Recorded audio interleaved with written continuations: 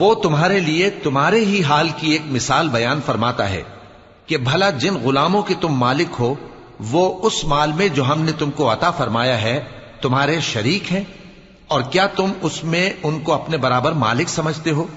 اور کیا تم ان سے اس طرح ڈرتے ہو جس طرح اپنوں سے ڈرتے ہو؟ اس طرح ہم عقل والوں کے لیے اپنی آیتیں کھول کھول کر بیان کرتے ہیں، مگر جو ظالم ہیں وہ بے سمجھے اپنی خواہشوں کے پیچھے چلتے ہیں۔ تو جس کو اللہ گمراہ رہنے دے اسے کون ہدایت دے سکتا ہے، اور ان کا کوئی مددگار نہیں۔ سو تم ایک طرف کے ہو کر دین الہی پر سیدھا رخ کیے چلتے رہو، اور اللہ کی فطرت کو جس پر اس نے لوگوں کو پیدا کیا ہے اختیار کیے رہو۔ اللہ کی بنائی ہوئی فطرت میں تغیر و تبدل نہیں ہو سکتا، یہی سیدھا دین ہے، لیکن اکثر لوگ نہیں جانتے۔